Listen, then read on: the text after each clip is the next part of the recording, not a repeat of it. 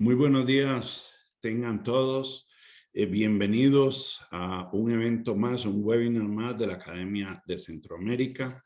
En esta oportunidad contamos con la valiosa colaboración de Lead University. Este es un esfuerzo conjunto, uno más de los que ya hacemos con Lead University en la Academia de Centroamérica. El tema que nos ocupa hoy es cuánto se protege al consumidor en las políticas públicas en Costa Rica. El documento que se ha elaborado por un grupo distinguido de investigadores ya está disponible tanto en la página web de la Academia de Centroamérica como en la de Lead University.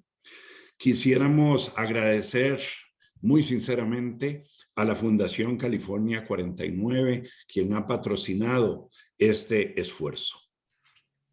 El día de hoy vamos a contar con la valiosa participación de don Tomás Dueñas, un extraordinario empresario, un intelectual, expresidente de CINDE, exministro de Comercio Exterior, quien va a fungir como moderador del panel.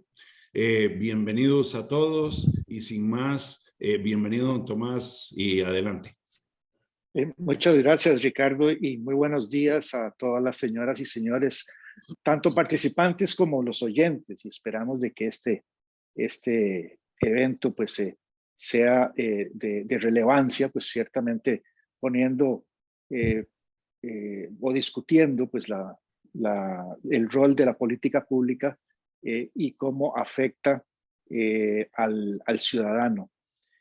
Como decía don Ricardo, el objetivo de este evento es la presentación de un estudio en ese sentido que publica hoy la Academia de Centroamérica y Lead University y que se acaba de hacer público hace unos cuantos minutos.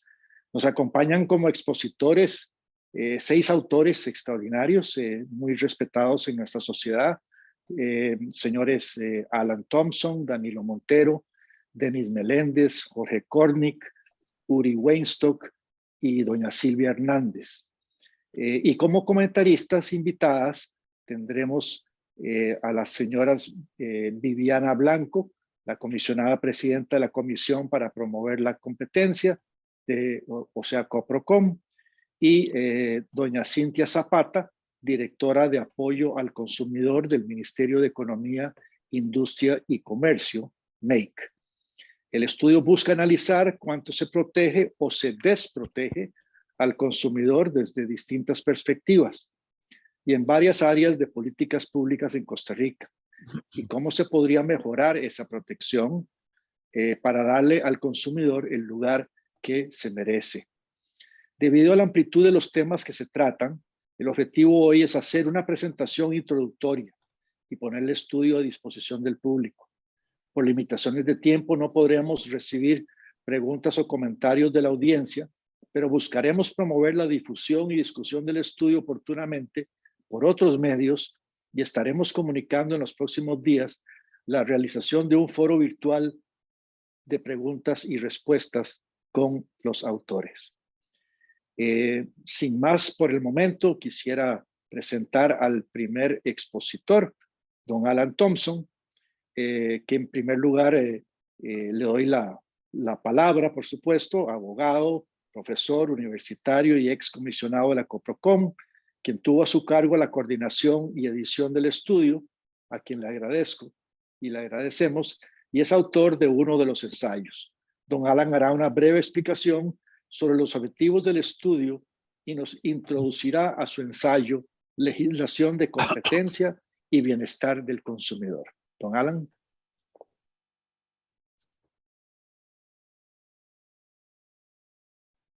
Excelente, muchas gracias don Tomás. Muchas gracias a la Academia de Centroamérica y a Lead University por la publicación de este importante estudio. También gracias a la Fundación California 49 por el patrocinio y a todos los autores que nos acompañan y participaron en este estudio. Muy brevemente, una introducción para dar el contexto de cómo se gesta esto y cuál era la idea. La política del consumidor puede verse como una política específica que tiene los órganos que la aplican, que tiene ciertas reglas legales y reglamentarias que protegen ciertos derechos e intereses del consumidor, pero también puede verse como una política mucho más amplia que permea transversalmente todas las políticas públicas, o que debería hacerlo. Entonces, lo que se quiso aquí es combinar un poco el análisis de temas importantes de la política específica de protección al consumidor con temas también de cómo se refleja esa protección al consumidor en otras áreas muy importantes de políticas públicas.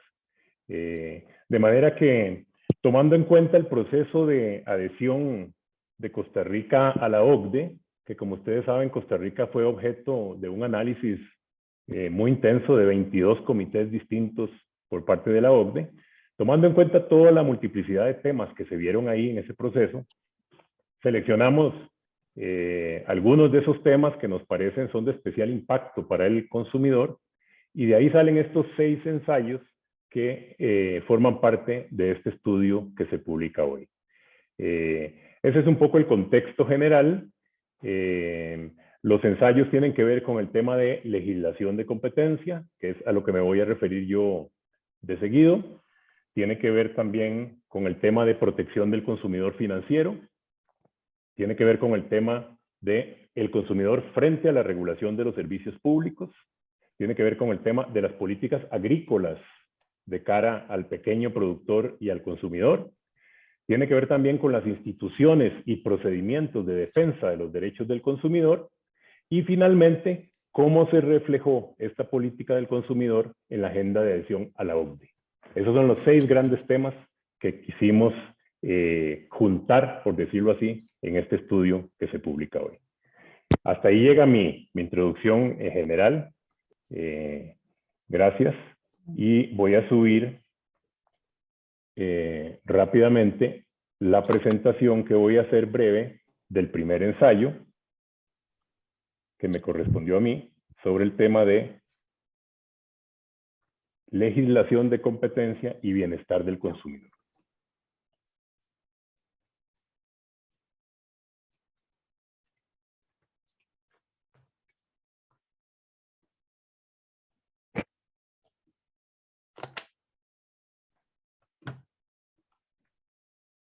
Gracias. Solo por favor me confirman si se está viendo bien. Vamos a... Sí, correcto. Excelente. Muchas gracias.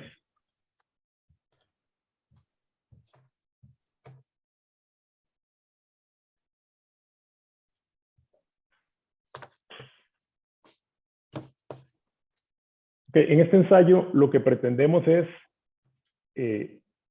profundizar un poquito, plantear cuál es esa relación entre legislación de competencia y protección al consumidor. ¿Sirve realmente la competencia? ¿Es un medio idóneo para proteger al consumidor? ¿Y cómo se refleja eso en nuestra legislación y en lo que ha sido la jurisprudencia administrativa de las autoridades de competencia en Costa Rica? Bueno, algunos conceptos muy básicos. El Estado tiene distintas formas de intervenir en la economía. Como sabemos, hay muy distintas clasificaciones de cómo lo hace.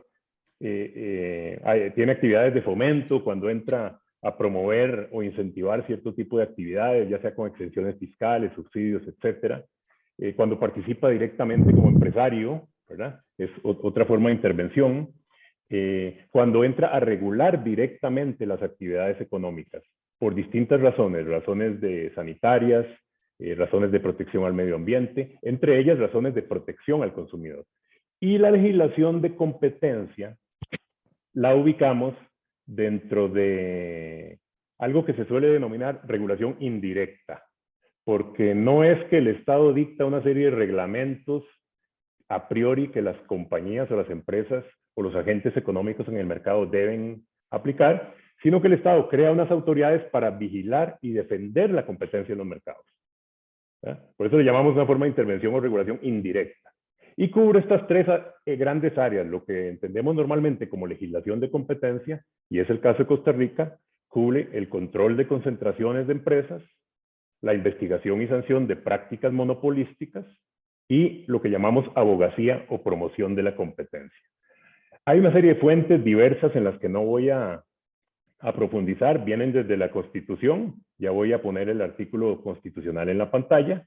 Hay muchos tratados internacionales, sobre todo tratados comerciales, que tienen capítulos sobre el tema de competencia. La legislación de Costa Rica ha venido avanzando y ha habido varias leyes desde 1994 en que se creó la Comisión para Promover la Competencia, y hay una serie de reglamentos y guías tanto del Poder Ejecutivo como de las autoridades de competencia. Entonces, hay una multiplicidad de fuentes de lo que llamamos legislación de competencia. Ahora, vean qué interesante lo que dice la Constitución en el artículo 46, ¿verdad? Si ven los primeros 4 párrafos aquí en pantalla, esto es lo que llamamos el principio de libre competencia, garantizado por la Constitución, ¿verdad? Una prohibición de monopolios, ¿verdad?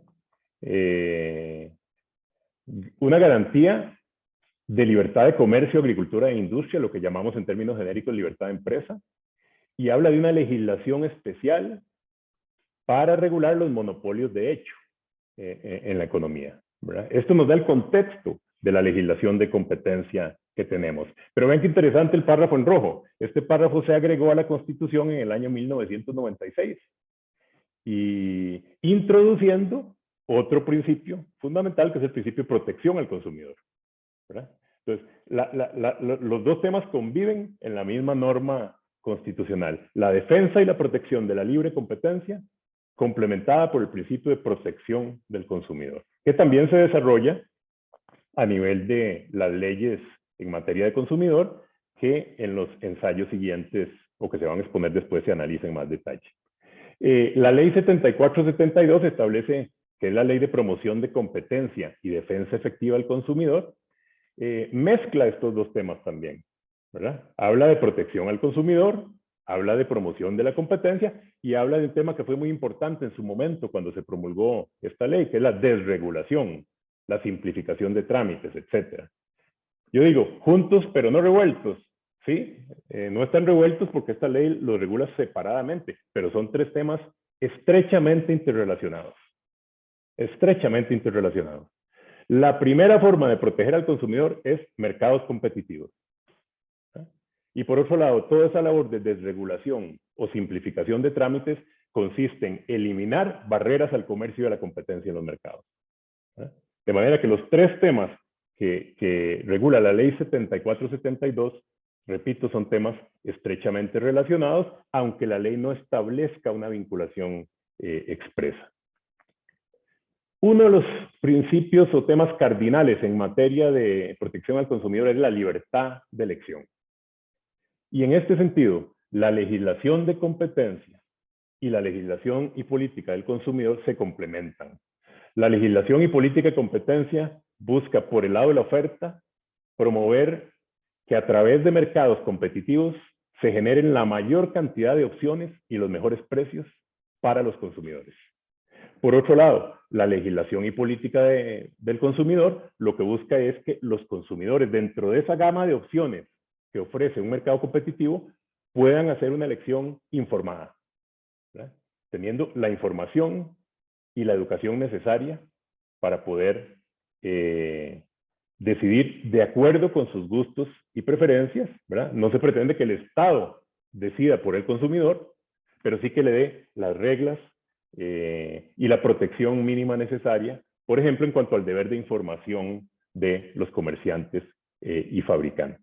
Entonces, son 2 legislaciones que se complementan en torno a este concepto importante que está en la Constitución, en el artículo 46, párrafo final, que es garantizarle al consumidor la libertad de elección. Un monopolio no le garantiza al consumidor libertad de elección.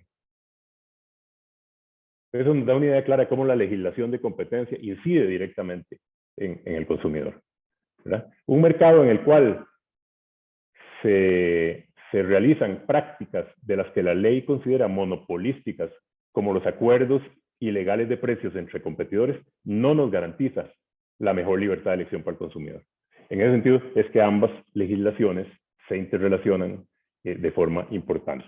Hay una gran discusión en el mundo sobre hacia dónde debe orientarse la legislación de competencia. La señora Lina Khan es la actual presidenta de la Comisión Federal de Comercio de los Estados Unidos, la FTC, uno de los órganos que aplica la legislación de competencia en Estados Unidos. Y vean qué interesante, la FTC tiene dos divisiones, una división de competencia y una división de protección al consumidor. Lo que nos muestra, de nuevo, la relación importante entre ambos temas. ¿Pesa el consumidor cuando se aplica la ley de competencia? Bueno, dependiendo del área, ¿verdad? Viendo las tres áreas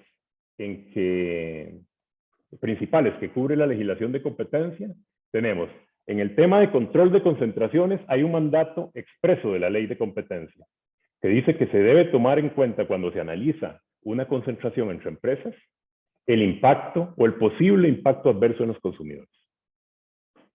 En temas de prácticas monopolísticas, cuando son absolutas, lo que llamamos los acuerdos de precios o carteles, se presumen dañinas al consumidor per se, se sancionan o se consideran ilegales per se, por lo cual no entra mucho en juego el análisis de los efectos en el mercado. Pero en el tema de prácticas monopolísticas, por favor. Gracias. En el tema de prácticas monopolísticas relativas, es muy importante el análisis de los efectos en el mercado. Una distribución exclusiva, una venta atada, un acuerdo para restringir los precios de reventa de un fabricante a un distribuidor no siempre son ilegales. Depende de las circunstancias de cada caso. Y uno de los elementos importantes de analizar es el impacto en el consumidor de ese tipo de prácticas. Cierro con algunas recomendaciones que se mencionan ahí en el estudio. El tema de la participación directa del Estado mediante empresas, conviene revisarlo, distorsiona mucho los mercados, avanzar hacia regulaciones procompetitivas, incorporar un estándar de bienestar del consumidor en el análisis de competencia, que es algo que la ley da base para que las autoridades lo puedan hacer. Tomar en cuenta el impacto en los consumidores en los planes estratégicos de la autoridad de competencia. Y después el tema de darle efectividad a la ley, garantizando la independencia, el presupuesto por parte de la autoridad de competencia. Ahí los invito a que revisen en detalle estos temas en el ensayo. Muchas gracias.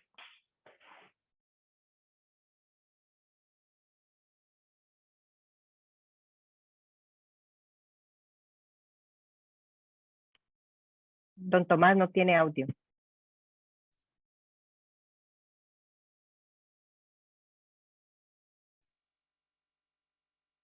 Ahora sí, perdón. Muchas gracias, don Alan. Un magnífico comienzo.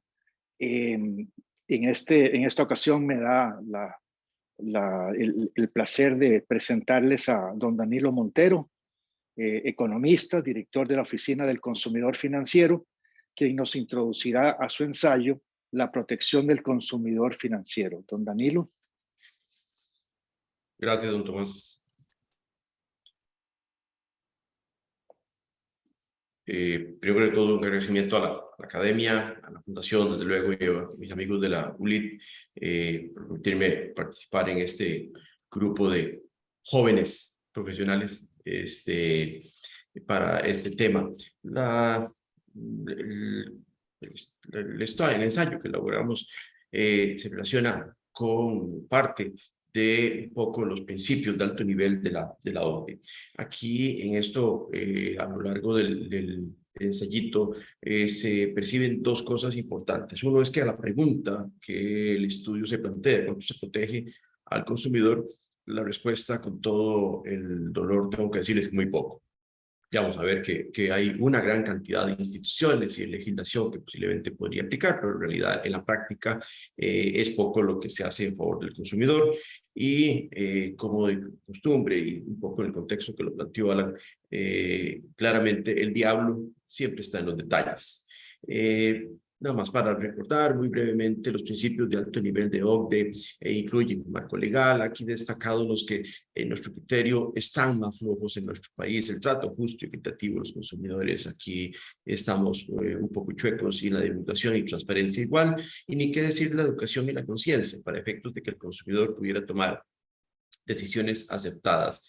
Igualmente estamos flojos en la parte de protección de datos de los consumidores, el manejo de quejas y compensación, pues se escuchan las quejas, pero no se gana mucho con que sean escuchadas. Y en materia de competencia, podría ser que no andemos tan mal como con otros países, pero lo cierto es que se puede avanzar. ¿Por qué proteger al consumidor? En este ensayo se planteó la pregunta de por qué protegerlo, y de entrada nomás hay que recordar que entonces hay unas asimetrías entre los oferentes y los demandantes de los servicios, pero esas asimetrías tienen nombre. Desde el punto de vista del consumidor, tienen nombre. En el sector financiero estamos viendo cada vez productos más virtuales, lo cual desde luego favorece los costos de transacción, pero rezagan a los consumidores menos preparados, que pueden ser una parte importante de la base de la pirámide. En segundo lugar, hay productos más elaborados. Ni siquiera tenemos que hablar de productos de ventas cruzadas, simplemente que las entidades financieras mezclan seguros, por ejemplo, con los créditos, y se trata entonces de productos mucho más elaborados que lo que podríamos imaginar hace 15 años o 20 años de una simple cuenta corriente, una cuenta de ahorro. En tercer lugar, tenemos los contratos de adhesión. Hay contratos en los cuales el consumidor no tiene mayor margen de negociación, por lo tanto, pareciera ser importante hablar de proteger al consumidor. Y finalmente, una situación más reciente, y es la relación cada vez más impersonal. Cualquiera de ustedes que ha tenido que hacer una gestión ante una entidad financiera, ya normalmente no nos enfrentamos a alguien de carne y hueso, ojalá que haya sido un compañero de escuela o de colegio, sino simplemente nos atiende alguien por teléfono en otro país con otro acento, o en el peor de los casos nos atiende un indeseable robot.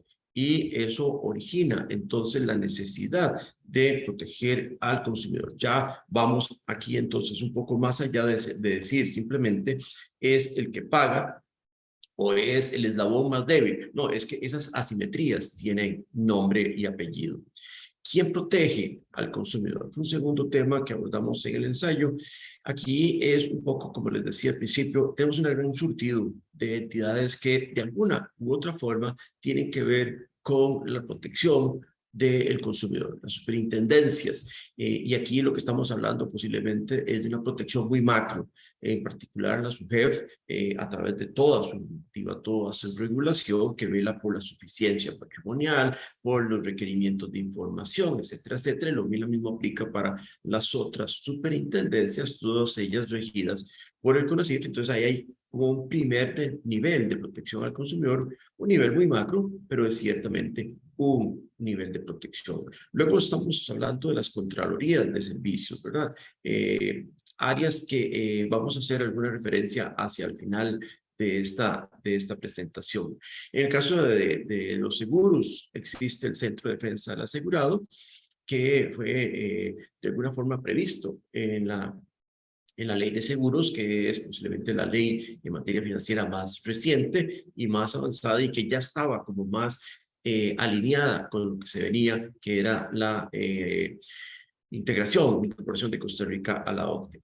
Existe la Oficina del Consumidor Financiero, que ya tiene unos 8 años de existir, ha venido a llenar un vacío, pero hay que recordar que la oficina es de afiliación voluntaria y por lo tanto las entidades que participan en ella demuestran sí un grado alto de madurez al someterse voluntariamente a las disposiciones de la oficina, pero es voluntaria. Por lo tanto, no necesariamente alcanza o beneficia a todos los consumidores. Está la Agencia de Protección de Datos de los Habitantes.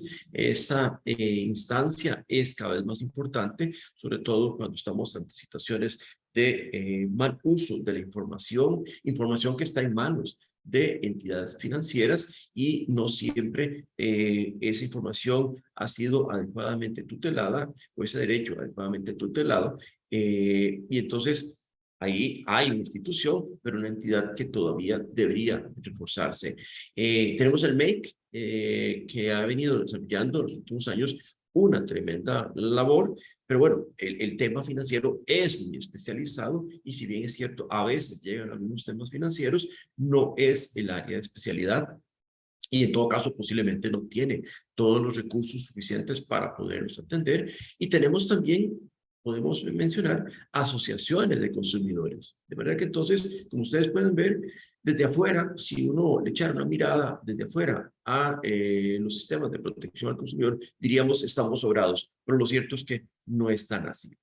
¿Cómo proteger de verdad al consumidor? Es el tercer tema que abordamos en el ensayito. Y entonces aquí usamos muy rápidamente 4 jurisdicciones de referencia de otras varias que podríamos haber citado. Desde luego no se trata de inventar el hilo negro. En los Estados Unidos tenemos el Consumer Financial Protection Bureau. En Reino Unido tenemos otra figura muy interesante que es el Financial Ombudsman Service. En México tenemos la CONDUCEF, que posiblemente es uno de los organismos más destacados a nivel de Latinoamérica, que ha logrado un grado de desarrollo y sofisticación que posiblemente sería el estándar al que podríamos aspirar en nuestros países. Y se estudió, se mencionó muy brevemente el caso también del defensor del consumidor financiero en Colombia, que demuestra que la existencia de una ley no es suficiente, ¿verdad? De hecho, la figura del defensor del consumidor financiero es relativamente poco utilizado en Colombia. Y finalmente, en el ensayo, lo que hicimos fue abordar un poquito más en detalle un proyecto de ley que está muy próximo a entrar en la corriente legislativa, que ha venido siendo impulsado por CONACYT y desde su jefe, que tiene algunas virtudes que particularmente hemos destacado y que por lo tanto sugieren, adelanto de una vez, que merecen nuestro apoyo como una solución. Por favor. Como una solución imperfecta, es un enfoque integral y transversal, no a lo largo de todos los tipos de posibles usuarios y contratistas de servicios financieros. Persigue, propone cierta proporcionalidad, no todos los sectores son iguales, ni todos los participantes son iguales.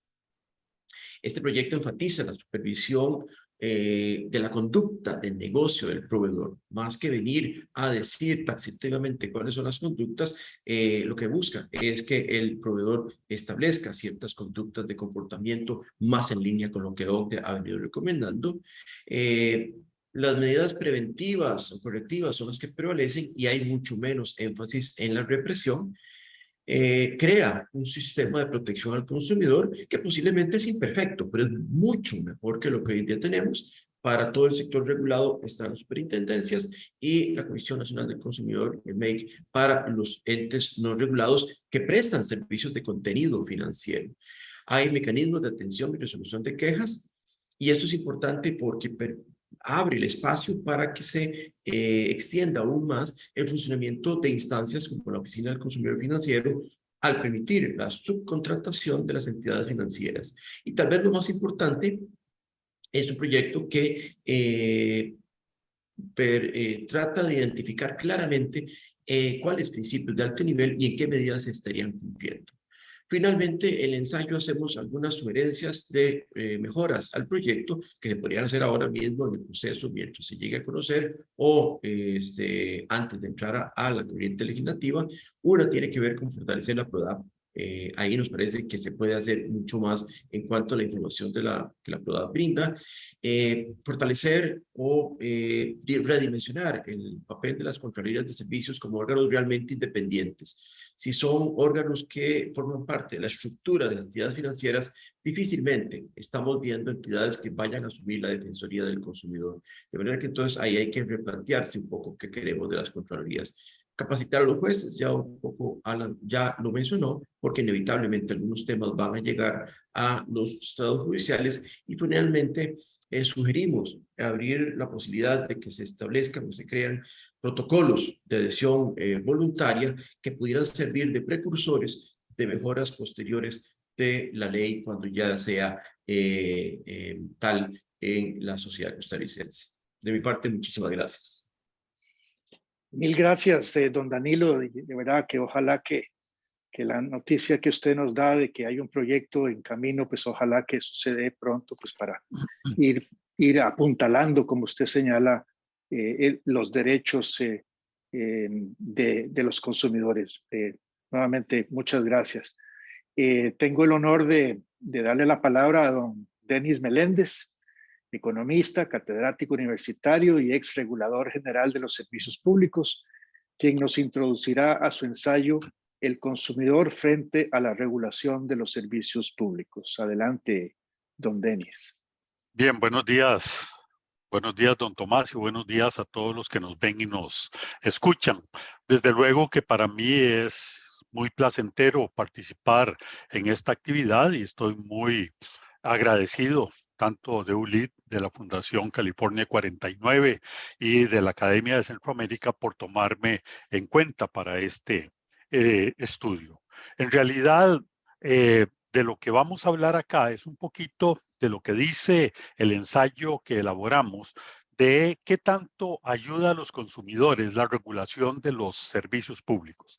Para eso voy a empezar con un pequeño gráfico que me pareció muy interesante, que se realizó allá en el año 2016 en un congreso de OSINERMIN, que es la entidad reguladora peruana, y uno de los funcionarios de la Superintendencia de Chile realizó un estudio que ampliaba un estudio realizado algunos años atrás para el G20 sobre el grado de protección efectiva que reciben los consumidores a través de la regulación de los servicios públicos. En este pequeño grafiquito que tenemos acá, que está mucho más simplificado que el original, desde luego, tenemos hacia la derecha del centro aquellos sistemas de regulación que más protegen a los usuarios y del centro hacia la izquierda los que tienden a una menor protección o una relativa desprotección. Claro que es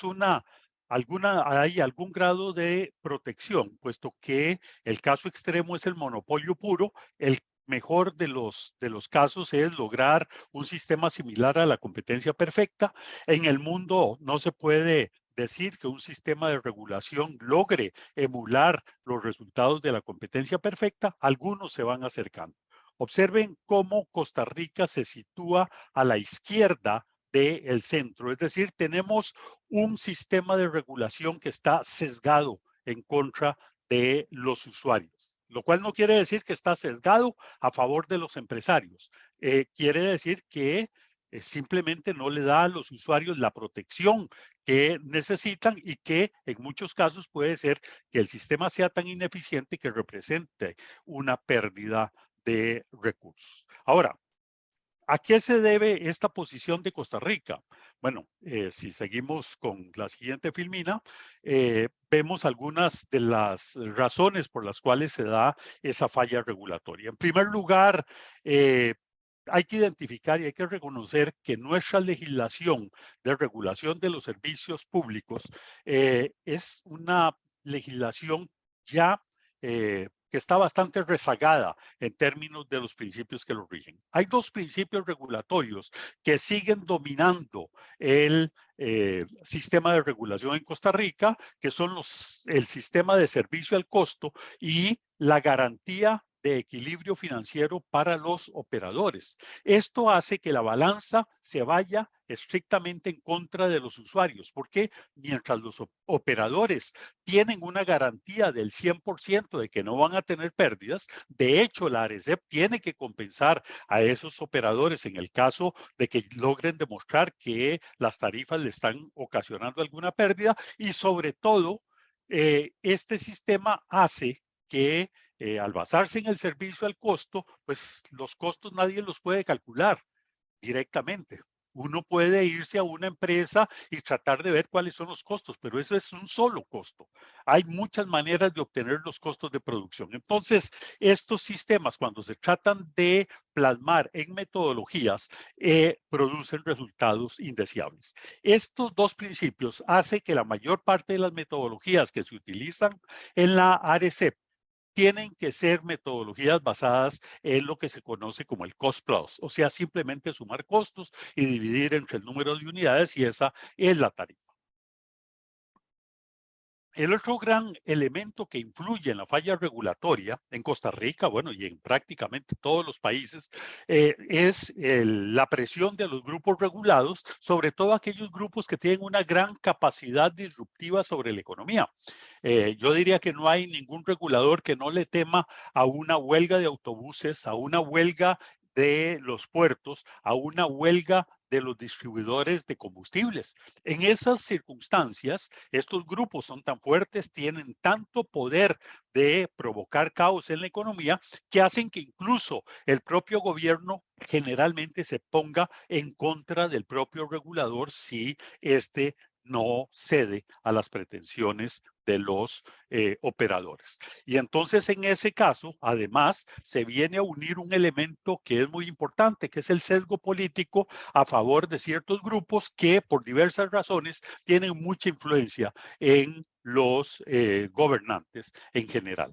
Financian campañas políticas, controlan medios de comunicación, etcétera, o simplemente pues son amigos de algunas personas importantes. Entonces, este tema de la captura regulatoria, que por muchos años nosotros hemos soñado con que en Costa Rica no existe, lamentablemente hay que decir que sí existe. Y hay un elemento que han descubierto los operadores, sobre todo en los últimos años, es el tema de las demandas personales para intimidar a los reguladores. Resulta que cuando se enfoca una demanda contra algún fallo de la ARECEP, han descubierto que si se demanda al mismo tiempo en forma personal a los reguladores, a los miembros de la junta directiva, estos tienden a ceder por el hecho de que tienen que defenderse independientemente.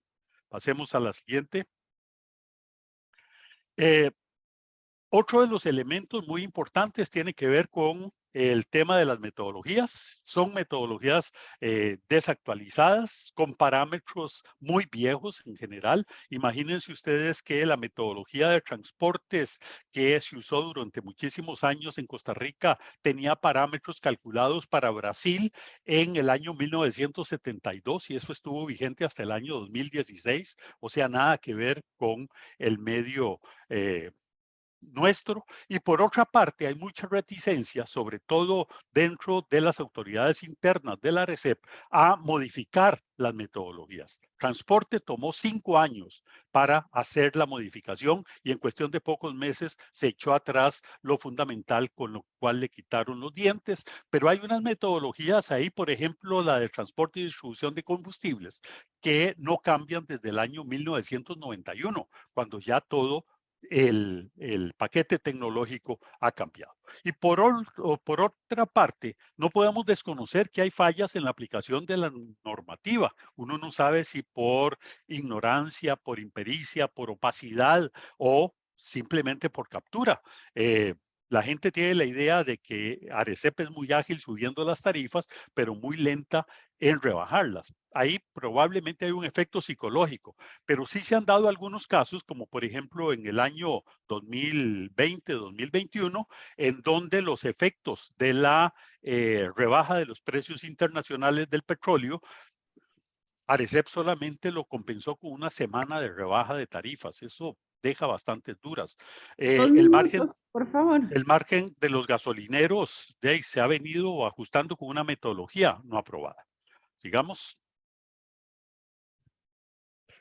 Sigamos. Luego hay otro elemento que es muy importante, es la limitada capacidad que tiene el regulador para controlar los operadores públicos. Y aquí hay que reconocer que los operadores públicos tienen una excesiva influencia política, un peso relativo muy grande.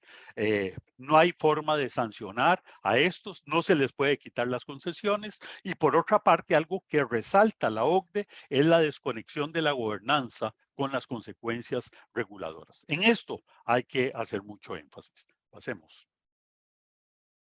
¿Qué es lo que podemos hacer? Bueno, desde luego que hay que hacer una modernización del marco regulatorio general.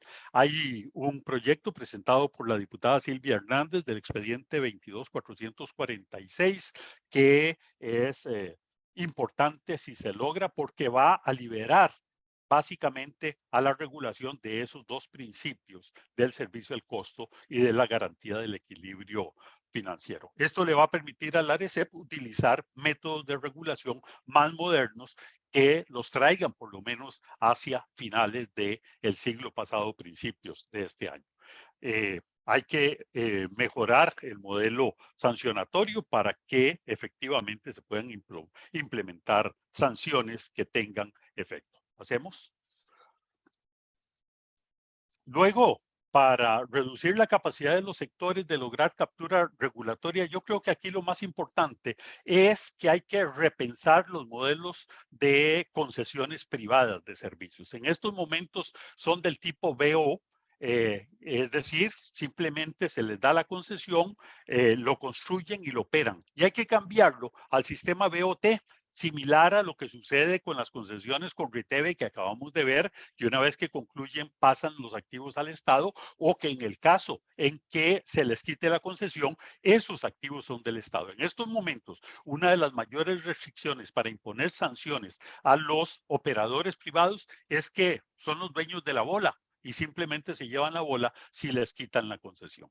Y algo muy importante es el empoderamiento de los usuarios. En estos momentos casi que la única opción que hay para que los consumidores, los usuarios se manifiesten son las audiencias públicas, pero esas audiencias públicas están mal ubicadas. Están puestas para el momento en donde ya no hay nada que hacer. Precisamente hay que moverlas hacia un lugar en donde las decisiones tengan que ver con las grandes decisiones de inversión y de consumo.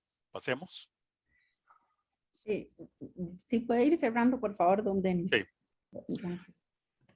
¿Qué puede hacer en términos de reformas internas? Bueno, obviamente ahí hay un tema muy grande. A nivel interno de la ARECEP puede hacer muchas cosas, como aplicar fijaciones ordinarias, irse olvidando de las fijaciones extraordinarias y elevar e independizar la figura del defensor del usuario. Todos estos temas están tratados ampliamente en el paper que elaboramos, y creo que ahí se puede ver en detalle cada uno de estos elementos. Creo que aquí quedaría yo. Pues mil gracias, don Denis, como siempre clarísimo, y de verdad que apoyamos por completo sus comentarios y la lucha que tenemos en común por darle más y más poder a los consumidores, y ojalá que comience eso por una reforma de ARECEP. Muchas gracias. Ahora tengo el privilegio de presentar a don Jorge Kornick, economista, consultor y profesor universitario, quien nos introducirá a su ensayo La comida cara, el pequeño productor sin esperanza y el consumidor indefenso. Arriba, Jorge. Muchas gracias, Tomás. Muchas gracias, por supuesto, a la Academia, LID y la Fundación por hacer este evento posible. Siempre es un gusto participar en cualquier actividad de la Academia, en esta doble, por los coautores del librito con todos los ensayos. Este elenco de coautores contribuye mucho a elevar mi prestigio y solo marginalmente a bajar el prestigio de ellos. Entonces creo que termina siendo una contribución positiva neta. La comida cara. La tesis fundamental de mi ensayo es muy simple. En Costa Rica, la comida es cara como resultado de políticas que por una parte condenan al pequeño productor agrícola orientado al mercado interno a la pobreza, o en el mejor de los casos a un estándar de vida muy modesto, y al mismo tiempo condenan al consumidor pobre a ser más pobre y ponen en aprietos a los consumidores en el segundo y tercer quintil del ingreso. Si perjudican al productor y al consumidor, ¿a quién benefician? A un grupo muy pequeño de productores grandes, verticalmente integrados, tema en el que don Ricardo Monge es un experto, así que no me voy a extender. ¿Qué quiere decir comida cara? En promedio, los precios que se pagan al productor agrícola en Costa Rica son como un 6% más altos que los del mercado mundial, así que eso parecería que no es significativo. Sin embargo, la protección está concentrada en muy pocos productos y los márgenes son de susto. La leche en Costa Rica es un 143% más cara que en Estados Unidos, un 76% más cara que en España y un 67% más cara que en Francia. Estas son cifras de la OCDE. El arroz es un 112% más caro que en España, un 57% más caro que en Chile, es un 47% más caro que en Francia. Estas son comparaciones puntuales. La FAO hace una comparación que abarca a todos los países consumidores de arroz en el mundo, usando el arroz de mayor consumo en cada país, y solo hay 5 países en el mundo con arroz más caro que Costa Rica. Ahora, comida cara en un país muy rico es un problema distinto de comida cara en un país relativamente pobre. El quintil más bajo del ingreso en Costa Rica gasta casi el 40% de su presupuesto familiar en comida y los otros 2 quintiles casi un tercio. Veamos por qué la comida es cara del lado de la agricultura. La agricultura costarricense se divide entre un sector agrícola exportador exitoso y un sector de producción para el mercado interno que a la vez se divide en 2 grupos. En arroz, en azúcar, hay productores grandes y eficientes y pequeños productores. En hortalizas, papas, cebollas, son todos pequeños productores, habrá algún mediano si acaso, relativamente pobres. Y estos están atrapados en una trampa que incluye: cuando se desmantelaron los servicios de extensión e investigación agrícola del MAG, los productores más organizados, Corbana y Café, los lograron reemplazar. Estos sectores prácticamente no tienen acceso a cosas de la escala y de la intensidad que necesitan. Son sectores que tienen una dificultad de acceso a agroquímicos modernos. Tenemos 7, 8 años de atraso en la aprobación de agroquímicos. Están en desventaja frente a todos sus colegas externos. Y finalmente, bueno, estas 2 cosas tienen parcelas de tamaño que difícilmente las hacen viables, no tienen servicios de extensión e investigación agrícola apropiados y tienen dificultades de acceso a la tecnología moderna. Pagan además, por supuesto, igual que todos los demás y todos los sectores, el precio de la infraestructura tan deficiente que tiene nuestro país. Pero donde la cosa es más complicada es del lado del comercio. Empecemos por la ineficiencia de aduanas. En promedio, en la OCDE, los trámites aduaneros demandan 10 horas, en Costa Rica demandan 80. Intel o Hewlett Packard pueden lidiar con eso. Para los que son más pequeños, esto es mucho más complicado. A esto se suma que los permisos de importación de productos agrícolas se conceden de manera arbitraria y en plazos impredecibles. Tenemos además una serie de productos excluidos del calendario de desgravación de derecho, papas, cebollas y otros de hecho, como el azúcar. Y en algunos casos, aunque tenemos un calendario de desgravación, como es arroz, nuestro producto es con Estados Unidos, nuestro producto se importa predominantemente de otros países por la calidad del producto. Y a todo esto se le suma la parte invisible de la política comercial, las barreras no arancelarias. En el caso de los productos alimenticios, en Costa Rica se inspecciona el 100% del producto importado. Es decir, los métodos de estadística y de cálculo del riesgo que eran comunes en el siglo XIX, no digamos en el XX o a estas alturas, son desconocidos por nuestro sistema aduanero. Se examina el 100% del producto y nos parece que un certificado fitosanitario de un país atrasado como España o Chile o Francia o Estados Unidos no es aceptable en Costa Rica. Entonces no tenemos homologación de esos servicios fitosanitarios. Pero además, los laboratorios para hacer el análisis de plagas y residuos químicos no están en el puerto de entrada. Están todos en San José, lo que significa el traslado de muestras entre San José y el puerto, cualquiera que sea. Cuando el producto se devuelve, es sometido a una nueva inspección para el cumplimiento de normas técnicas, que es una barrera de no comercial, no arancelaria transparente. Se pide que cumpla normas técnicas la cebolla importada que ninguna cebolla producida localmente produce. El resultado de todos estos procesos es el producto está en almacén fiscal. Mientras está en almacén fiscal, El importador paga por el alquiler del contenedor y por el alquiler del chasis. Paga por el almacenamiento, paga por la electricidad. El resultado de esto, y el proceso a veces puede durar hasta un mes, es que a veces el producto en almacenaje se encarece un 100% con respecto al costo que tenía al desembarcar. Y es tal la diferencia de nuestros precios con el mercado internacional que aún con ese 100% de sobreprecio resulta rentable para el importador y logra colocar su producto. Los caminos de solución en un caso son técnicamente sencillos y políticamente difíciles, como muchas otras cosas en nuestro país, y en el lado de la agricultura son más complicados. En agricultura, para tener un sector agrícola del mercado interno de más alta productividad y menores costos, tenemos que empezar por superar un tabú cultural que dice que a todo pequeño productor hay que ayudarle a que sea más próspero como pequeño productor. Y hay una gran cantidad de pequeños productores en el agro y fuera del agro a los que hay que ayudarles a salir de su actividad y dejar de ser productores, porque no tienen la escala, las condiciones mínimas para poder generar un ingreso razonable. Según la edad, algunos de estos hay que ayudarles a pensionarse y a otros hay que ayudarles a trasladarse de actividad.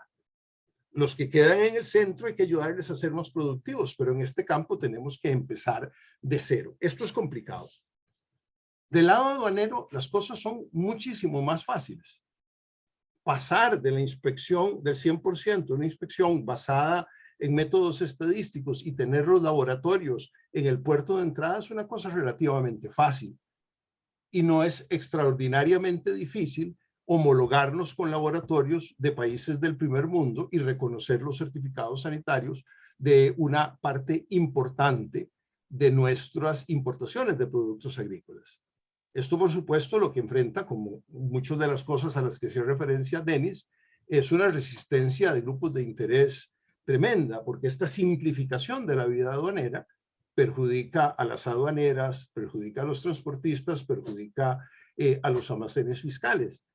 Pero si con un incremento del 100% del producto por atrases en puerto de entrada es rentable la importación de cebollas y de papa, es fácil imaginar un impacto muy grande sobre los consumidores si esos tiempos y esos procesos los redujéramos radicalmente, lo que técnicamente no presenta ninguna dificultad mayor. Y termino con 9 minutos 30 segundos.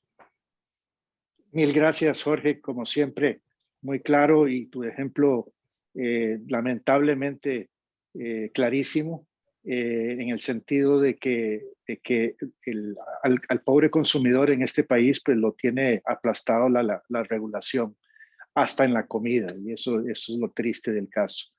Gracias de nuevo, Jorge.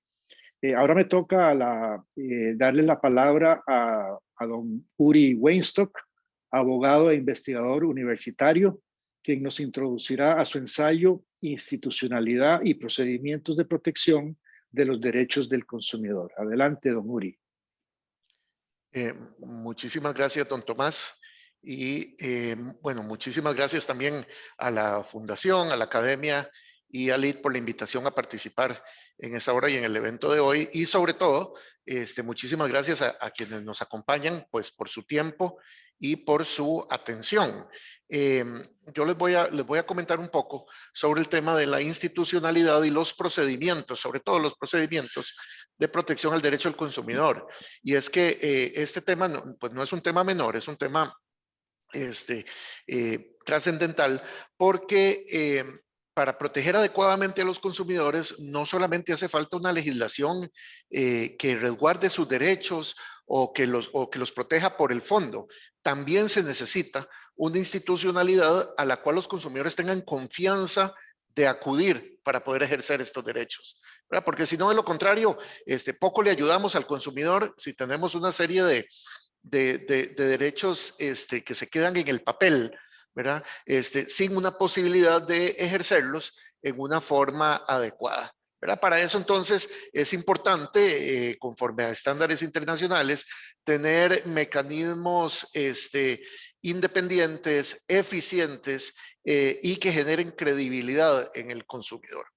En el ensayo que hoy se pone a disposición, pues hacemos un análisis de esa institucionalidad y de los procedimientos, y pues que hoy, por cuestiones de la naturaleza del evento, pues les vamos a compartir las principales conclusiones del estudio o del ensayo, ¿verdad? Y el análisis completo lo podrán encontrar en la publicación. Arranco con una conclusión general, ¿verdad? Y es que en principio la protección de los derechos de los consumidores en nuestro país sí están a cargo de una institucionalidad que sí es funcional, es decir, sí cumple con todos los elementos para poder considerarse funcional, pero está debilitada, ¿verdad?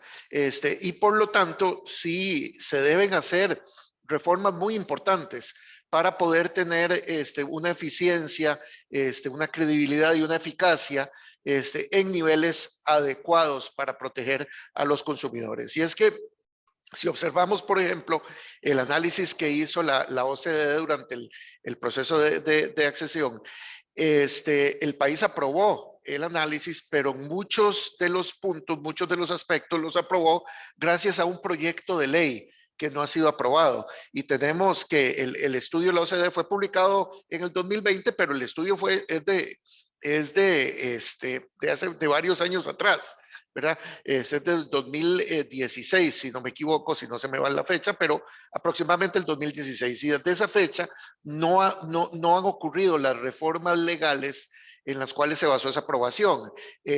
Yo pues adivinaría que en una nueva revisión, pues sí nos llamarían la atención del tiempo transcurrido y la institucionalidad sigue exactamente igual a como estaba en ese momento.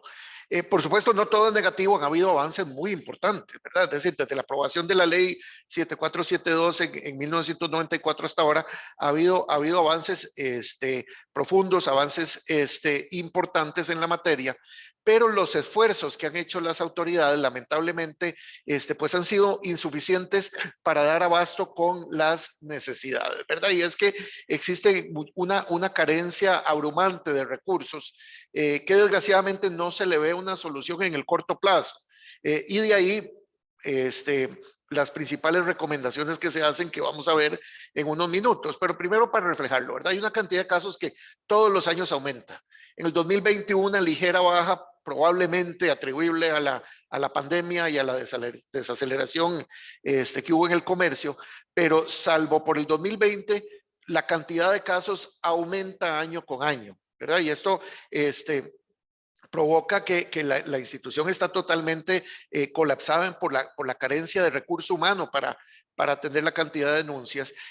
Tenemos más de 1,600 expedientes con algún tipo de rezago, ¿verdad?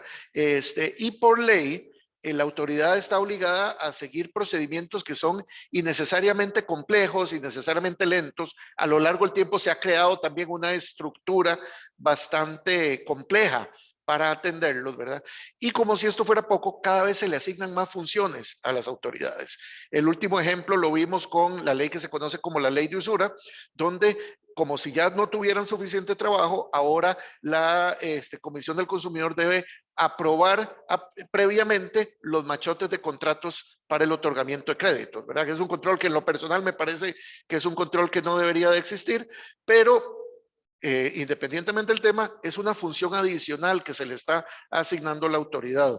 Y para agregarle más todavía, según la evaluación que hizo la OCDE y según ha sido identificado desde hace años, la ley tiene carencias importantes en cuanto a las potestades de la autoridad que impiden una ejecución efectiva de los fallos y de las resoluciones, ¿verdad? Entonces, no solo ya tiene demasiadas funciones para los recursos que tiene, sino que además hace falta agregarle funciones adicionales para poder proteger realmente a los consumidores, fortalecer los mecanismos para ejecutar las resoluciones, los mecanismos para atacar la nulidad de cláusulas contractuales y para poder reclamar efectivamente los daños o los agravios que se les causen, ¿verdad? Entonces, todo este panorama nos lleva a una primera conclusión secundaria, y es que el problema de la escasez de recursos no se va a solucionar en el corto plazo ni en el mediano plazo, ¿verdad? Entonces aquí las recomendaciones deben enfocarse más bien, a mi juicio, en cómo podemos hacer más con los recursos que tenemos.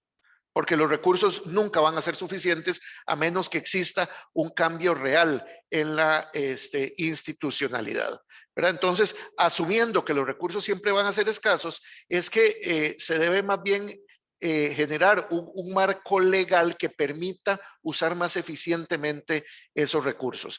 El principal de esos cambios, a mi juicio, tiene que ver con los procedimientos. En lugar del procedimiento ordinario que se sigue, que es innecesariamente complejo, yo creo que para la naturaleza de casos o para el tipo de casos que se ven en la Comisión Nacional del Consumidor, se podría hacer un procedimiento muchísimo más simple, ¿verdad? Donde simplemente las partes acuden a una única audiencia ante un juez administrativo unipersonal y que ahí mismo se dicta la resolución con unas formalidades mínimas, ¿verdad? Eso podría reducir muchísimo los plazos de resolución, que actualmente un caso promedio, ¿verdad? Tiene una resolución de 2 a 3 años. Si nosotros vemos estadísticamente el tipo de casos que ve la comisión, en su gran mayoría, ¿verdad? Cerca de un 85%, son casos que tienen que ver con derecho de garantía y con incumplimiento contractual, ¿verdad? Y muy pocos de esos casos son realmente complejos, ¿verdad? Entonces, solamente los casos complejos requerirían que son los menos, ¿verdad? Requerirían una tramitación pues más profunda, y la gran mayoría de los casos se podría simplificar muchísimo con un procedimiento como el que les estoy mencionando, ¿verdad? Lo cual reduciría muchísimo los trámites. Hay otras soluciones parciales que se pueden hacer sin necesidad de reformar la ley, como incorporar más agresivamente la resolución de conflictos de forma electrónica, facilitar también que la misma autoridad, cuando vea que es un caso de bagatela o que es una denuncia que no va para ningún lado, pueda también prescindir de ella sin tener que esperar la resolución final y que no vaya generando pues cargas en su trámite y cosas por el estilo que al final ayudan, pero son soluciones parciales. La solución de fondo, me parece a mí, es una simplificación total del procedimiento de resolución de este tipo de casos. Esto llevaría también una reorganización de la Comisión Nacional del Consumidor y de la Dirección de Apoyo al Consumidor. Los profesionales que actualmente están haciendo otro tipo de tareas podrían dedicarse a resolver casos, ¿verdad? Mediante este procedimiento sencillo, se presenta el caso, un funcionario escucha a las partes, emite una resolución y tal vez hacer una segunda instancia administrativa ahí mismo, ¿verdad? Pero no con la configuración actual que tiene la comisión de una DAC, Dirección de Apoyo, que realiza prácticamente el trabajo de carpintería y la investigación, etcétera, y que le recomienda a una comisión que no son funcionarios de tiempo completo y se reúnen con cierta periodicidad, ¿verdad? Entonces, sí debe haber esa reforma. Esta reorganización institucional también debería considerar, y esto es su parte de las recomendaciones que hace la OCDE, las potestades, ¿verdad? Porque existen, como les mencionaba hace un rato, potestades insuficientes para proteger efectivamente al consumidor, que tiene que ver con ejecutar las resoluciones, con la nulidad de cláusulas contractuales, con el tema de daños y perjuicios, ¿verdad? Tal y como menciona el informe de la OCDE. Ahora, estas potestades adicionales tienen que estar acompañadas o deberían de estar acompañadas de mecanismos de rendición de cuentas, ¿verdad? Porque al ampliarse las potestades, se podría incrementar el monto de las indemnizaciones que deba pagar el Estado en caso de error por parte de la autoridad. Y esto es algo que a la hora de diseñar regulaciones y a la hora de diseñar este tipo de legislación, se debe tener en cuenta este factor, ¿verdad? Del error a la hora de resolver casos, que genera también responsabilidades adicionales al Estado. Entonces, es previsible que conforme se otorgan potestades adicionales, aumentarán la cantidad de demandas en contra del Estado alegando precisamente el error, podrían aumentar las indemnizaciones a pagar en estos casos, y por lo tanto debe haber un mecanismo de rendición de cuentas de parte de los funcionarios, de parte de la administración para este tipo de casos. Un tercer punto de mejora tiene que ver con la coordinación con otras instituciones. Es decir, la principal institución que protege los derechos del consumidor es por supuesto, la Comisión Nacional del Consumidor y la DAC, pero existen otras autoridades que también protegen a los consumidores. Está, por ejemplo, la ARECEP, la SUPEN, bueno, la SUGEVAL, el Ministerio de Salud, la PRODAP, en fin, existen otras instituciones que también protegen de cierta forma a los consumidores. Esto genera cierta dispersión. Creo que en la situación actual haríamos muy mal en decir, no, centralicemos todo en la Comisión del Consumidor. Por las razones que ya había explicado, ¿verdad? Más bien ponerlo a centralizar podría ser más ineficiente y más inefectivo. Entonces, buscar mecanismos de coordinación entre las diferentes autoridades. Actualmente existe el Sistema Nacional de Protección al Consumidor y al Usuario, pero que es un sistema que en mi opinión es innecesariamente complejo, ¿verdad? Es un consejo con 15 miembros que tienen 5 comités. Por favor, puedes ir cerrando. Gracias. Gracias. Y que sesionan pues cada 6 meses. Yo creo que en lugar de eso es mejor crear mecanismos de apoyo y de coordinación para casos concretos. Y por último, una última recomendación es fortalecer los mecanismos de autorregulación, lo cual le permitiría a las autoridades enfocarse en los casos más graves, ¿verdad? En los casos donde hay estafas al consumidor, donde hay daños masivos a los consumidores, y los casos menos graves o con menos repercusiones, pues que sean resueltos por mecanismos de autorregulación transparentes, que cumplan por supuesto con ciertos requisitos, pero que sean administrados por la propia industria, y lo cual liberaría mucho de recursos a la autoridad.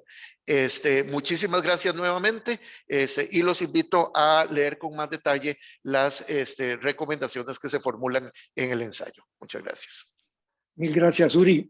Siempre queda clarísimo, hasta que duele, la complejidad de la regulación acá, cómo le cae encima al consumidor a diestra y siniestra.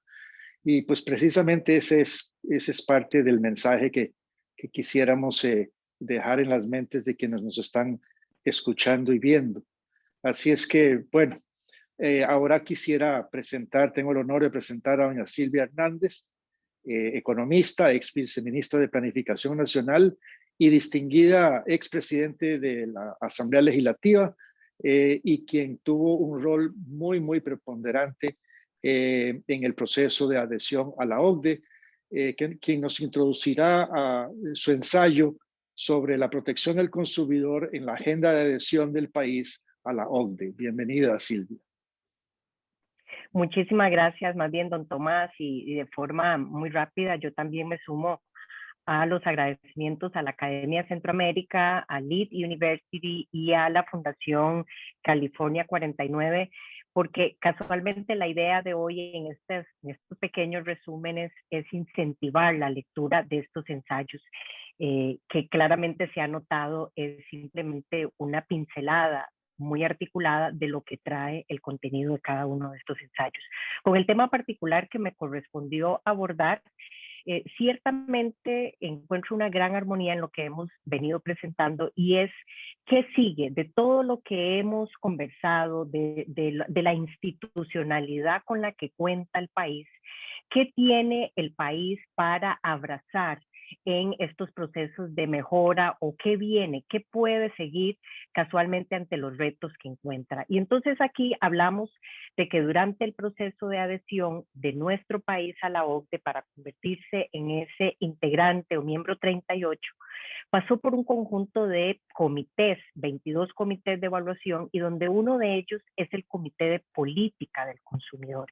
Y aquí lo que quisiera es delimitar muy rápidamente el trabajo de este comité, o la revisión o los objetivos que aborda el Comité de Política del Consumidor de la OCDE, porque muchas veces podemos rápidamente caer en la tentación de únicamente enmarcarlo en un asunto de competencia o de revisión de monopolios, etcétera, cuando tiene elementos muy puntuales en los que el país se debe enfocar: protección de los consumidores que participan en el comercio electrónico, desarrollo de mecanismos para la resolución de disputas de los consumidores y reparación, empoderamiento de los consumidores, incluyendo educación, cooperación transfronteriza para abordar temas de seguridad de los productos de consumo, y cumplimiento con la cooperación contra las prácticas comerciales fraudulentas y engañosas que afectan a los consumidores. Aquí mucho de lo que busca este aspecto es centrarse como país en los ejes de trabajo para alcanzar esos objetivos anteriormente descritos en la filmina que estuvo previa a esto. Y aquí vamos a hablar directamente del comercio electrónico, de las comunicaciones no deseadas, de la seguridad del producto, de la resolución de conflictos y del fraude transfronterizo. En cada uno de estos temas, de estos ejes de trabajo en el que el país se compromete a una mejora permanente y continua para ayudar y defender al consumidor, para esa defensa y protección, vamos a abordar de forma muy resumida en este espacio lo que se ha avanzado y el mayor reto, entendiendo que el ensayo es muchísimo más abundante en darle un ojo más amplio al lector o una visión más amplia al lector de ese contenido. En el caso de comercio electrónico, voy a empezar primero por señalar, a pesar de que URIC ya adelantó la institucionalidad con la que cuenta el país, a mí me parece vital refrescar rápidamente que tenemos esa Comisión Nacional del Consumidor, esa Dirección de Apoyo al Consumidor, la DAC, que es el brazo técnico de la comisión, el Sistema Nacional de Protección al Consumidor, que define y articula con otros actores, pero además establece ese conjunto de políticas públicas, y también de forma muy reciente en este apartado de políticas para defensa y protección del consumidor, tenemos el Observatorio de Comercio Electrónico, que es encargado de fiscalizar comercios y verificación de cumplimientos en la normativa en razón a materias de oferta, promociones y publicidad que se puedan dar en este intercambio. Eso me parece importante tenerlo de base, más allá de lo que la propia ley de defensa y de competencia y defensa del consumidor, la 7472, define. Ahora bien, aquí hasta el 2017, Costa Rica mantuvo un gran vacío normativo para normar esta figura de comercio electrónico, por lo que se amplió en el propio reglamento de la ley 7472 esta figura, no así en una normativa distinta, legal, en una ley en donde la propia OCDE ha recomendado ese proceso.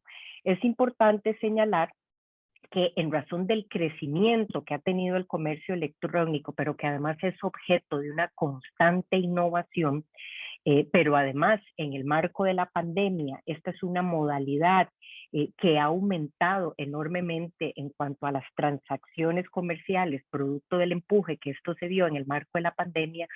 Hoy más que nunca es vigente ponerle atención a cómo regular este tema. Y ahí el reto pendiente o mayor que existe es valorar si se hace a través de una ley especial, como ya se ha definido, y hay un indicador, un instrumento para eso presentado de forma muy reciente en la Asamblea Legislativa. También tenemos las comunicaciones no deseadas. Aquí la protección del consumidor ante comunicaciones no deseadas es un gran reto para el país. Existe un marco normativo que alinea algunos objetivos con la OCDE, que eso ya se establece, por ejemplo, en la Ley General de Telecomunicaciones. Hay elementos donde se le ponen algunas reglas a los operadores, y ya también Danilo ampliaba muchísimo sobre la ley de PRODAP, esta agencia de protección de datos, que busca resguardar muchísimo el derecho a la privacidad de los datos y sobre todo a que no se utilicen para esas comunicaciones no solicitadas. Sin embargo, uno de los retos mayores que existe en este tema son dos. Que ha señalado la OCDE, el aspecto de las multas y cómo enfrentar los aspectos ante ciberataques. Aquí Danilo fue bastante amplio en fortalecer la PRODAP, darle un marco jurídico sólido, inclusive la valoración de si debe o no estar, es un aspecto que yo considero dentro del brazo del Poder Ejecutivo y esa injerencia que podría tener, pero sobre todo es que hoy, más allá de subirle las multas, donde hoy se encuentran por parte de la OCDE muy bajas, la misma PRODAP ha indicado que no tiene la capacidad para cobrar ni siquiera las que ya de por sí por materia legal existen. Y con el tema reciente que ha existido en la experiencia país de los ciberataques, la OCDE ha señalado que conviene fundamentalmente posicionar este tema como uno de los ejes que Costa Rica debe abordar en el tema de la protección y defensa del consumidor.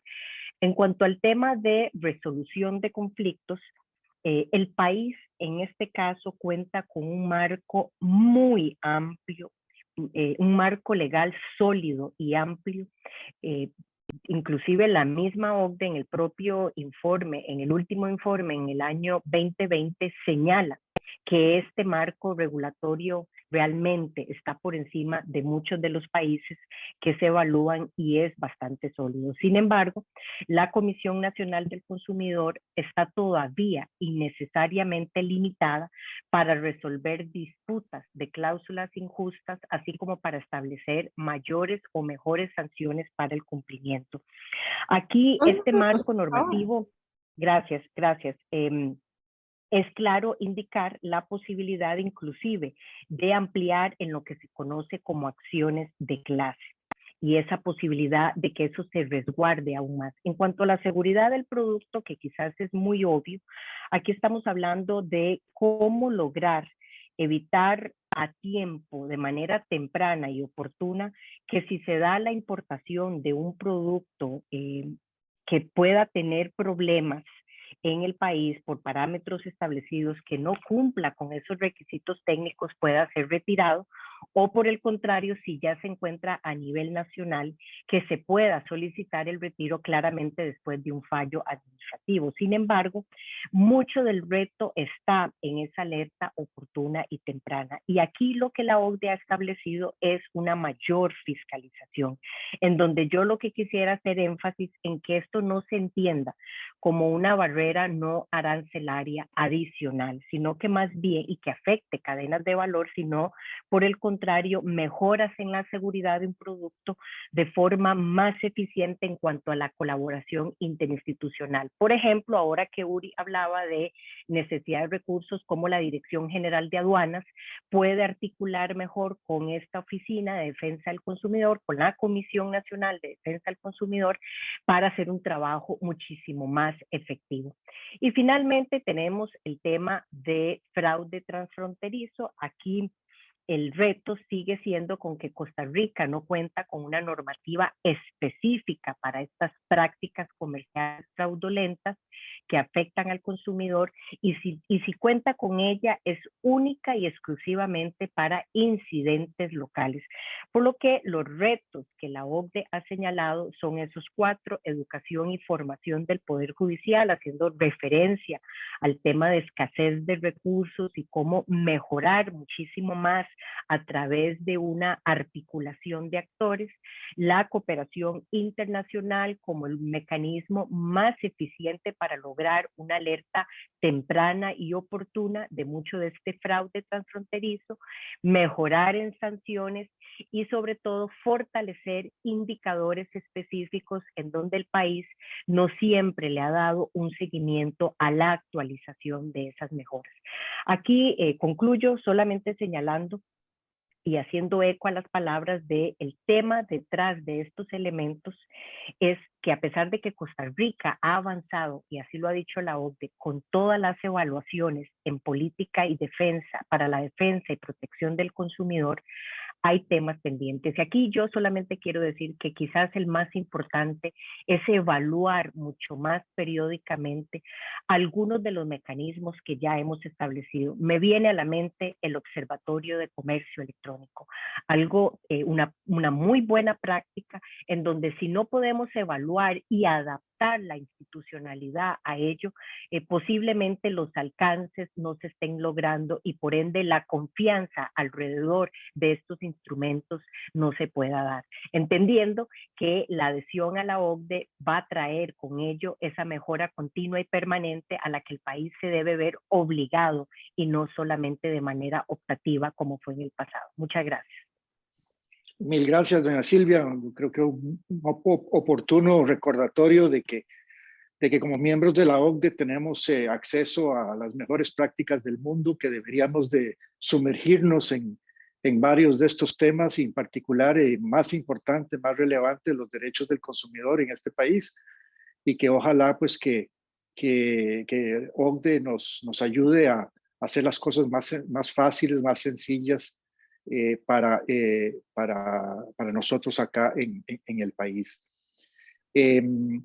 Ahora toca el tema de comentaristas invitadas. Luego de estas breves presentaciones de los autores, pasamos a escuchar a las señoras invitadas, quienes tendrán oportunidad de comentar sobre el estudio y en general sobre cómo ven estos temas las instituciones que ellas representan. En primer término tenemos a doña Viviana Blanco, economista, comisionada presidente de la Coprocom, y dada su experiencia y la competencia de la institución que representa, doña Viviana comentará los ensayos relativos a legislación de competencia y bienestar del consumidor, el consumidor frente a la regulación de los servicios públicos y la política agrícola de cara a pequeños productores y consumidores. Adelante, doña Viviana. Gracias por su participación. Muchísimas gracias, don Tomás. Agradezco también a la Academia de Centroamérica, a la Fundación y a Lead University por la invitación a participar en el evento. Considero de gran relevancia que se discuta el impacto que tiene sobre el bienestar del consumidor y sobre la política de competencia, la adopción de determinadas políticas públicas, y en ese sentido los felicito por el estudio y espero que realmente genere una discusión técnica profunda que permita adoptar medidas que coloquen al consumidor como eje central en la toma de decisiones. En términos generales y desde la óptica de la política de competencia, quisiera iniciar mi intervención con una conclusión general, y es que cada vez que se impone una barrera a la competencia o una restricción con el fin de lograr un objetivo público específico, se debe determinar si tal restricción no es más limitante de lo necesario para lograr la meta social que se busca. Se debe valorar el horizonte temporal de aplicación y determinar si se cumple con el objetivo establecido. En otras palabras, lo que buscamos es que se realice un análisis del impacto competitivo de las distintas opciones de política pública, a fin de que se seleccione aquella que, además de cumplir con la meta social, tenga el impacto menos dañino para la competencia y, por supuesto, para el consumidor. Ahora bien, procedo a comentar los 3 ensayos que me correspondieron. En relación con el estudio sobre legislación de competencia y bienestar del consumidor, quisiera destacar varios puntos. El primero de ellos es que nuestra legislación de competencia, en particular después de la reforma de 2019, nos proporciona una base analítica sólida para evaluar el impacto que tiene sobre el consumidor las distorsiones o restricciones al proceso de competencia, ya sea que estas distorsiones provengan de barreras a la entrada que fueron establecidas por disposiciones normativas, de prácticas monopolísticas absolutas o relativas, o de concentraciones económicas que resultan dañinas al interés público. Si bien no siempre se menciona explícitamente el término consumidor en la ley de competencia cuando se hace referencia a cada uno de los procedimientos que llevamos en la comisión, el análisis que realizamos sí tiene como propósito determinar el impacto sobre el excedente del consumidor. Por ejemplo, en el caso de concentraciones económicas, cuando hacemos una valoración de los efectos procompetitivos y anticompetitivos de una transacción, lo que hacemos es un balance entre las ganancias en eficiencia que puede generar la operación y los efectos unilaterales o los efectos en incrementos en precios que se pueden derivar al eliminar un competidor del mercado, si se trata, por ejemplo, de una concentración horizontal. En el caso de una concentración que no genere ganancias en eficiencia, es un hecho que el excedente del consumidor se va a ver deteriorado y, por ende, si las distorsiones son significativas, no se autoriza la concentración porque se dañaría al consumidor y al bienestar total. En el caso de las prácticas relativas, también conocidas como conductas unilaterales o acuerdos verticales que mencionaba don Alan, nuestra legislación considera que estos convenios o estas conductas son ilegales solo si dañan de manera demostrable la competencia, si la parte responsable, la parte que lleva a cabo la conducta, tiene un poder sustancial en el mercado y si esa parte no proporciona una defensa basada en razones de eficiencia. Entonces, ¿qué es lo que hace la comisión? La comisión hace nuevamente un balance entre las ganancias en eficiencia que justifica la parte responsable y los efectos anticompetitivos que va a generar la práctica para determinar si el consumidor al final va a estar en una situación mejor o peor si se permite la realización de la conducta, ¿no?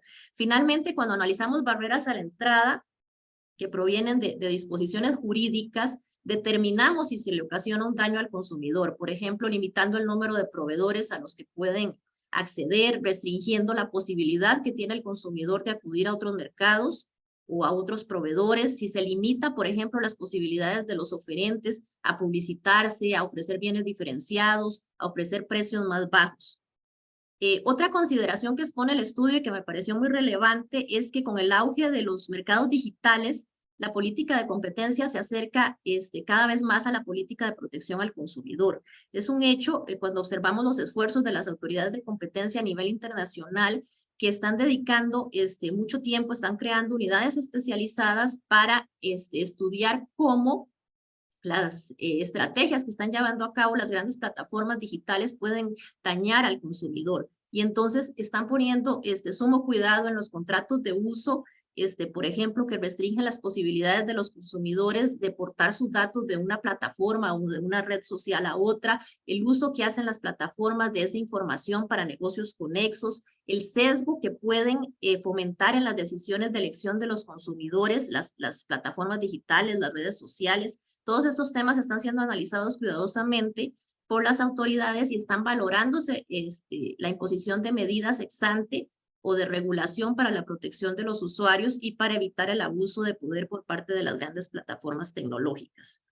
En cuanto al ensayo denominado El consumidor frente a la regulación de los servicios públicos de don Denis, me gustaría destacar el señalamiento que hace el estudio respecto a que la regulación debe reservarse para casos en que no exista un grado razonable de competencia y este es cambiante.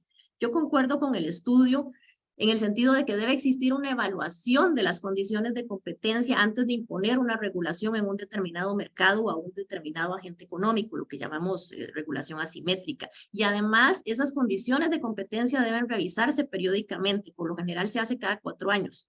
En algunos países, como en México, la autoridad de competencia tiene la facultad de determinar si existen condiciones de competencia o si no existen condiciones de competencia en un mercado dentro de sectores regulados.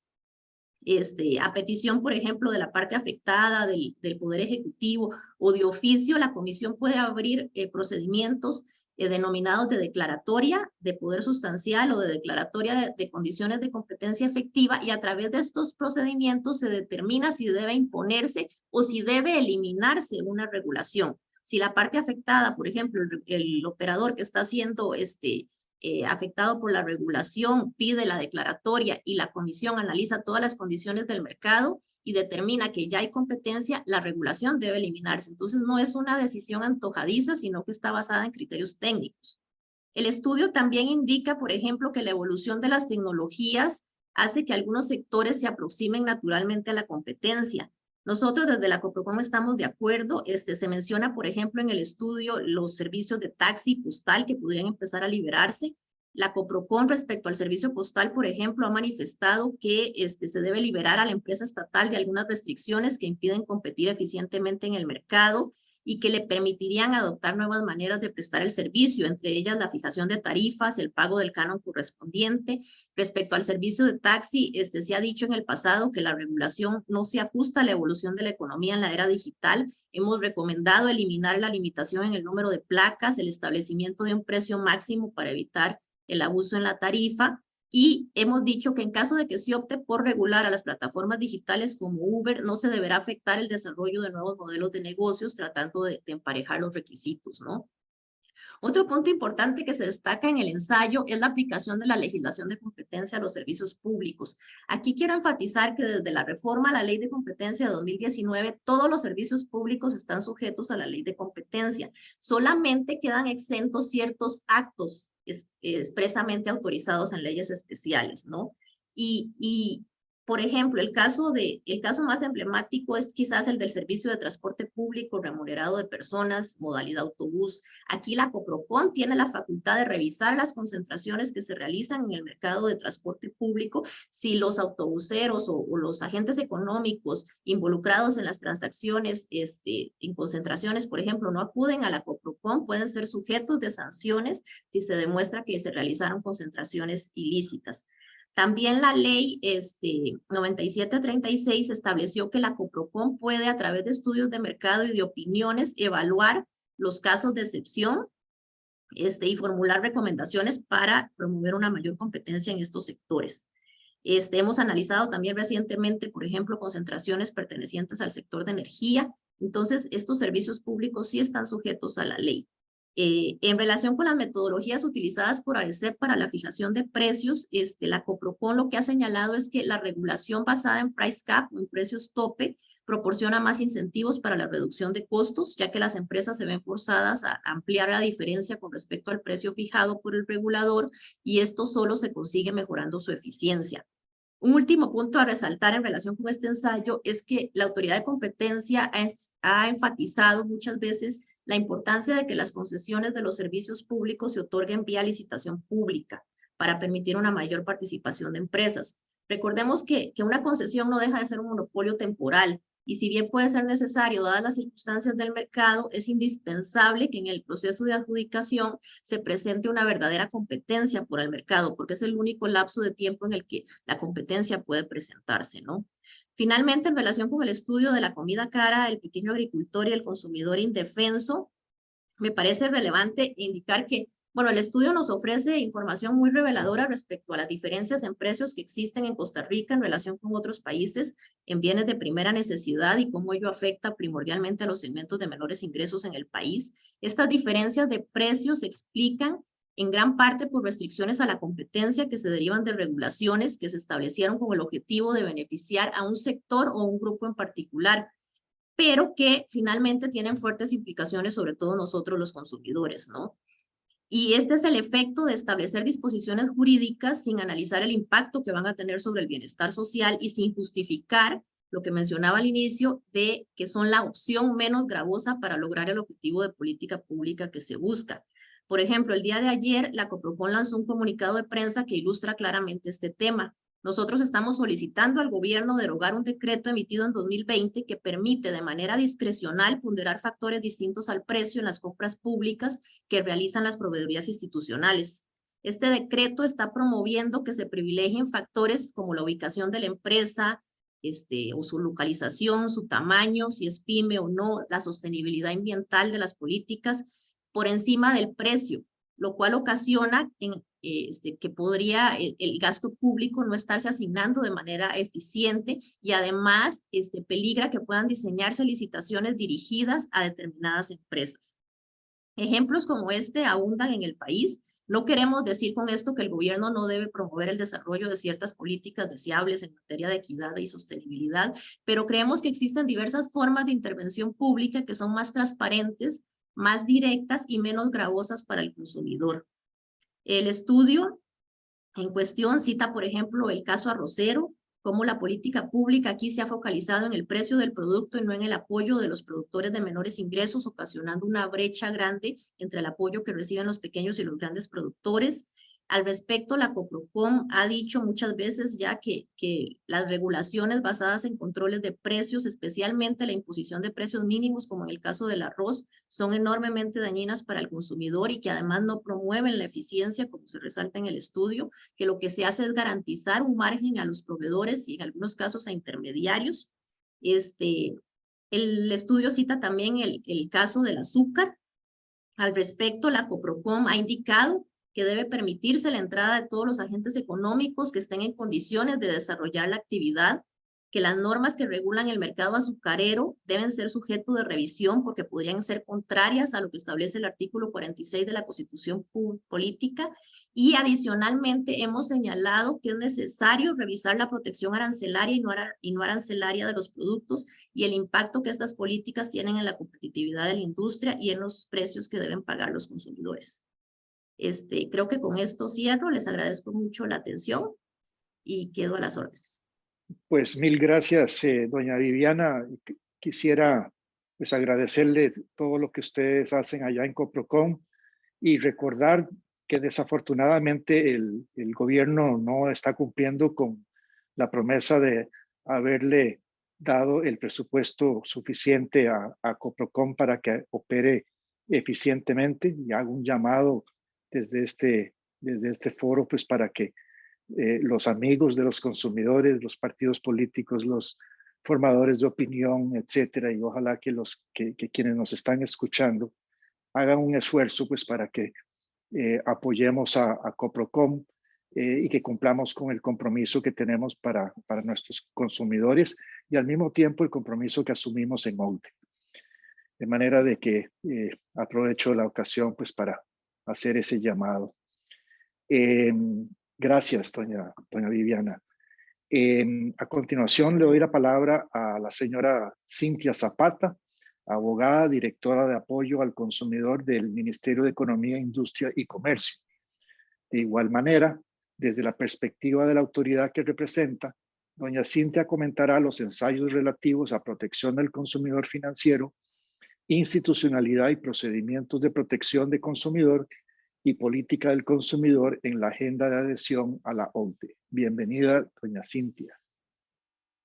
Muchas gracias, don Tomás, y mi agradecimiento también para la Academia Centroamérica, el Lead University y la Fundación por permitirme comentar estos 3 ensayos que en conjunto con todo el estudio tienen una gran pertinencia y univocidad que reside precisamente en ese papel singular que ha jugado el consumidor en la política pública, ¿verdad? Muchas veces este importante actor de mercado ha sido olvidado e ignorado en las actividades en donde se supone que debería ir primero. Y acá recuerdo la consabida frase que además es muy utilizada del presidente Kennedy en su discurso ante el Congreso, en donde decía que los consumidores por definición somos todos, que somos el grupo mayoritario de la economía que afecta y es afectado por la totalidad de decisiones económicas públicas y privadas, pero que siendo ese grupo tan importante en la economía, no estamos ni organizados eficazmente y además nuestra opinión es a menudo ignorada. Y qué interesante que este discurso, que fue hace 60 años, porque fue en 1962, sea tan vigente, digamos, hoy en día. Rara vez el consumidor realmente es el centro de la política pública, pero sí aparece con frecuencia mencionado como destinatario final o como fin último de regulaciones de precios, de diseños institucionales, de metodologías legislativas, y hasta encuentra su lugar en discursos de quienes se autoproclaman defensores de sus derechos. Pero la cruda verdad es que, pues a menudo estos intereses detrás de tales situaciones suelen ser más bien contrarios a los propios intereses de la población consumidora. Y a menudo también esa población no tiene otro remedio que soportar silente las consecuencias de una mala praxis en el diseño de la política pública, ¿verdad?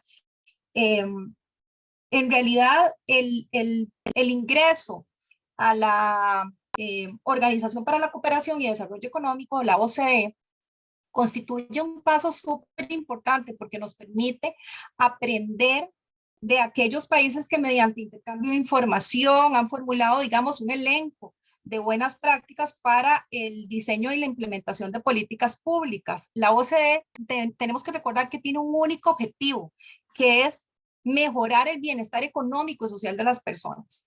Por eso, un diseño de política inadecuada puede hacer que las instituciones se conviertan en un fin en sí mismo. Entonces hay que cuidar eso. En este contexto, como bien lo señala doña Silvia Hernández en su ensayo sobre la política del consumidor en la agenda de adhesión a la OCDE, se reconocieron, o la OCDE reconoció una serie de factores y avances en materia de protección al consumidor que el país ha tenido en los más de 25 años a partir de que la ley 7472, esta ley de promoción de la competencia y defensa efectiva del consumidor, fue promulgada. Se identificaron una serie de aspectos sobre los cuales el país, digamos, ha registrado un avance importante, pero también otros aspectos sobre los cuales ha tenido un avance más lento. Evidentemente, tales rezagos se encuentran mayormente relacionados con los nuevos retos de mercado, ¿verdad? Producto de un comercio cada vez más creciente, más global, con productos desmaterializados, ¿verdad? Una serie de retos, de modo tal que, por ejemplo, aspectos como comercio electrónico, fraudes transfronterizos, economías colaborativas, protección de datos personales, inteligencia artificial, patrones comerciales oscuros, tecnologías emergentes, economías verdes. Esos son los temas que ocupan hoy la agenda del Comité de Políticas de Consumidor en la OCDE. Y en este contexto, pues Costa Rica debe dar cuenta no solo del avance de los asuntos en donde ha mostrado un desempeño apenas aceptable, sino que además debe ponerse al día con una agenda sumamente novedosa y actual. Entonces, con esto está obligada a caminar a un paso un poco más apresurado para superar el tiempo perdido y para no quedarse atrás, ¿verdad? En ese contexto también son claras las limitaciones, tanto estructurales como legales, que presenta el modelo actual de protección al consumidor.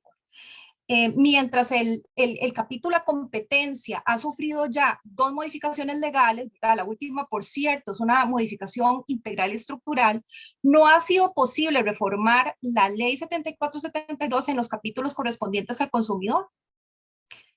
3 proyectos en los últimos 4 años, en los últimos 5 años, perdón, han sido presentados a la Asamblea Legislativa. Más pronto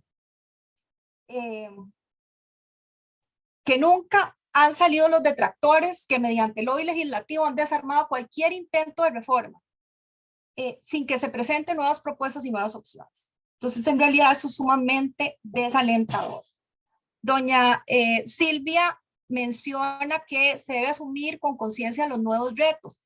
Y lo cierto es que ni la Comisión Nacional del Consumidor ni la Dirección de Apoyo al Consumidor han contado con presupuesto, con personal o con nueva regulación para poder acometer esas tareas. Solo con respecto al presupuesto, mientras el presupuesto de la Coprocom se duplicó en los últimos años gracias a la ley de fortalecimiento y aún, como menciona don Tomás, le hace falta muchísimo para asignarle, de acuerdo con la ley, para el adecuado desempeño de sus funciones, el presupuesto asignado a la Comisión Nacional del Consumidor solo decrece.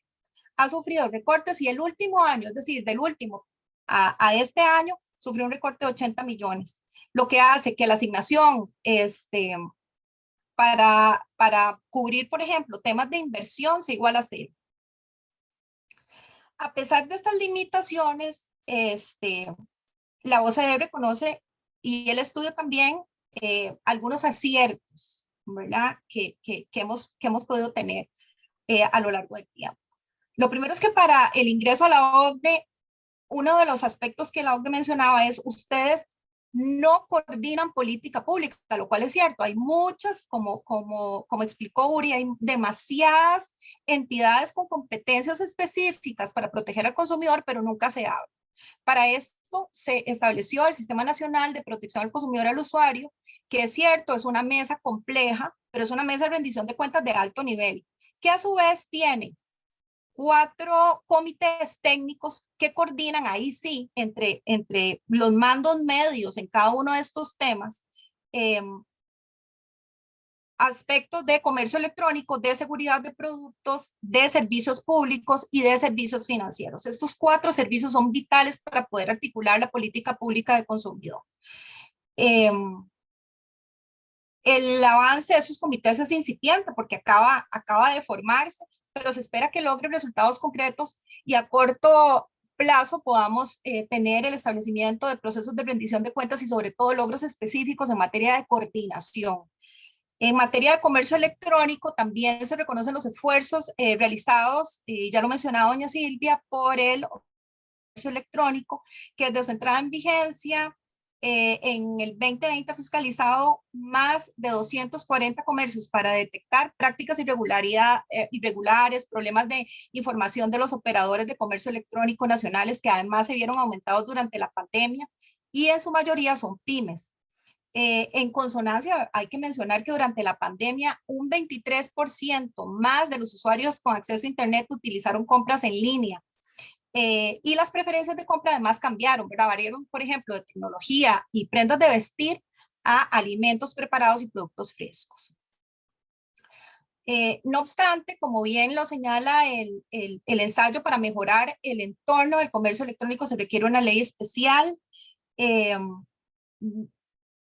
Esto es importantísimo para el diseño institucional y pues no necesariamente se tiene. En materia de comercio electrónico, también se requiere una ley especial, ya no necesariamente concentrada en materia de protección al consumidor, pero sí en la regulación de este tipo de transacciones mercantiles, para las cuales el Código de Comercio, digamos, no ofrece una solución idónea, ¿verdad? Igual en materia de fraude transfronterizo, se requiere mayor coordinación y cooperación con homólogos internacionales. Es indispensable la capacitación judicial, en especial la sección de fraudes informáticos del organismo de investigación judicial, para aprender de aquellos países con mayor desarrollo, ¿verdad? Para nadie es un secreto lo que ha ocurrido con fraudes electrónicos, de modo tal que podamos tener mejores herramientas para poder atacar aquellos delincuentes, ¿verdad?, que se aprovechan del desconocimiento y la impericia del consumidor.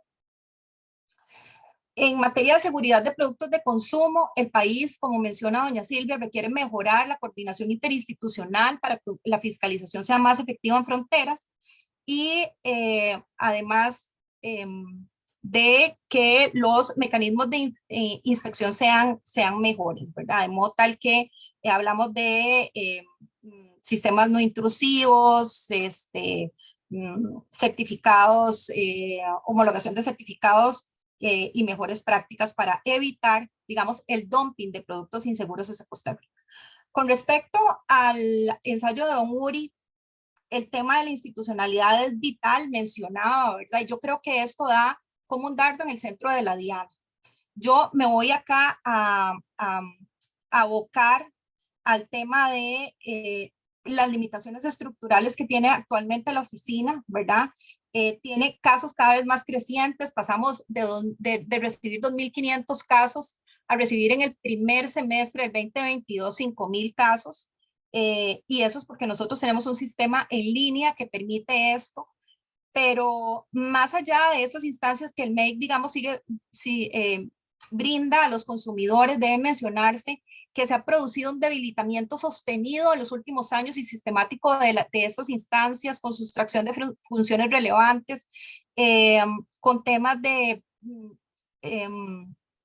problemas, digamos, de asignación presupuestaria, como ya se mencionó, lo mismo que temas que tienen que ver con una falta clara de visión política de cara, digamos, a ese derrotero que nos ha señalado la OCDE. Las nuevas leyes, además, le han asignado funciones adicionales y, como mencionaba Uri, hoy nos encontramos, además, homologando contratos de usura, lo cual es una cosa totalmente improcedente desde mi punto de vista, pero especial atención merece el tema de procedimiento, porque esto se reforma a través de una ley. Sin un procedimiento especial, oral, escrito, expedito, perdón, respetando el debido proceso, pero que otorgue mayor agilidad, los casos seguidos ante la CNC están destinados a superar el tiempo promedio, que ya de por sí es de 3.2 años. Esto es demasiado. Una cartera de expedientes formada principalmente por reclamos que tienen que ver con teléfonos móviles, pantallas planas, otros enseres domésticos, servicios turísticos, en especial los relacionados con las ventas, digamos, a plazo, esas ventas que lo llaman a uno por teléfono y le dicen que tienen la posibilidad de irse, digamos, fuera del país o de vacacionar dentro del país. La demora para resolver se vuelve en una vulneración en sí misma de los derechos. En realidad, quien logra una solución se lleva un problema. Si bien la conciliación ofrece una solución bastante ágil en los conflictos, su efectividad es limitada porque los agentes económicos aprenden a que, debido a la dilación, es altamente probable que el consumidor desista. Entonces, adivinen qué, mejor no concilie. Pasamos de una efectividad de un 90% a una efectividad de un 50% en conciliación. Y esto es una pena. Pero el viacrucis no termina ahí. Cuando la resolución de la CNC ordena algo a favor del consumidor, como la devolución del precio pagado o el cambio, la reparación del bien, y el proveedor no cumple, entonces la solución es iniciar de nuevo un proceso en sede judicial, ya sea por la vía penal o por la vía civil.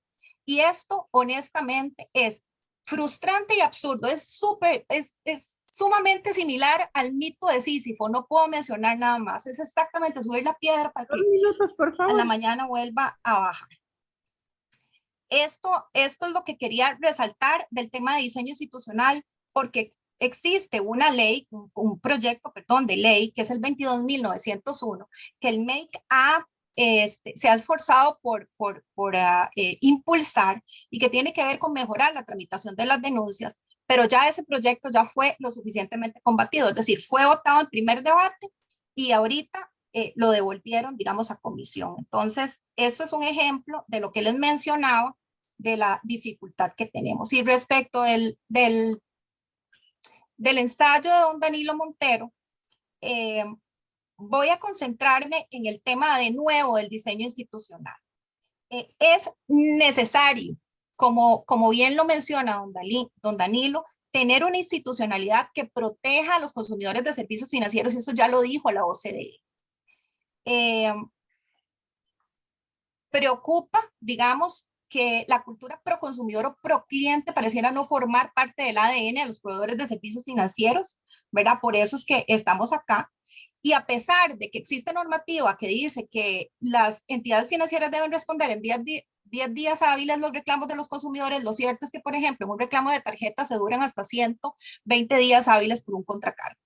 Entonces, el diseño institucional es vital. Se requieren instrumentos legales más robustos y profundos para corregir las conductas de mercado. El proyecto de ley que está en ciernes tiene que tener el cuidado de enfocarse en la actividad y no en el proveedor. Ese enfoque basado en riesgo y conducta es precisamente lo que hace que la supervisión se centre en sujetos y no en la actividad.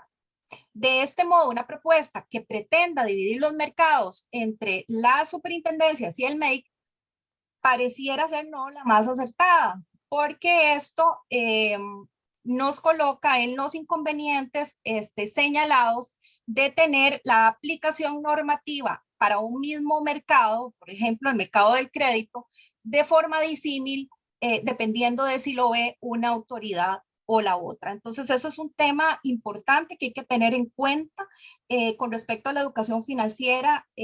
Darle las gracias a don Danilo porque efectivamente nosotros hemos hecho un esfuerzo importante y relevante.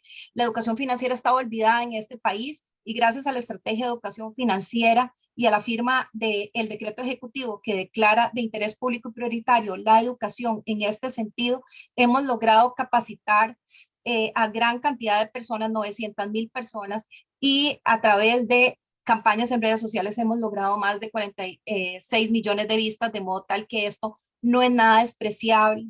Acá cambiamos o nos adecuamos o morimos, y yo creo que hay que hacer una adecuación en el entorno institucional de todo el tema de la protección al consumidor para no morir. Y esa sería mi mensaje final.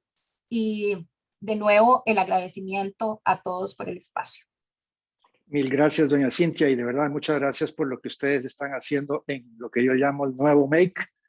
Es muy triste oír que todavía hacen falta recursos, que no hay suficiente apoyo, que hay una tarea muy grande por delante aquí en Costa Rica para poner al consumidor encima de la pirámide y no más bien tenerlo aplastado por ella.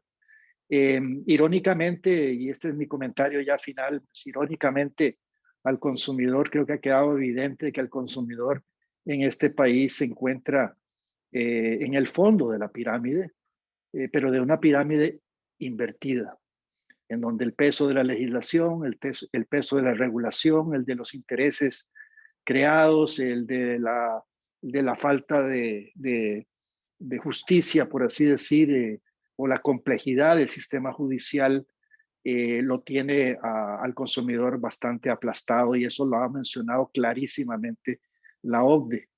Así es que pues tenemos una tarea muy grande por delante. Esperamos que a todos la estimable audiencia haya podido darse cuenta de lo complejo que es esto y de lo irónico de que a pesar de que los partidos políticos uno y otro hablan del pueblo y de protegerlo y de mejorarle las condiciones, etcétera, etcétera, pues la verdad es de que se mencionaba y se enfatizó que más bien al que tiene que soportar el peso de la legislación, regulación, mala administración, etcétera, es al pobre consumidor. Así es que tenemos una tarea gigantesca por delante, y termino por agradecerle muchísimo a los expositores. Para mí ha sido una experiencia extraordinaria. Les puedo asegurar a la academia y a ULID de que nuestra fundación continuará apoyando este tipo de evento y ciertamente les prometemos a los que nos han oído que este es el primero de varios eventos, ojalá, en el tema del consumidor. Así es que pues muchas gracias y que pasen un lindo día. Muchas gracias. Gracias.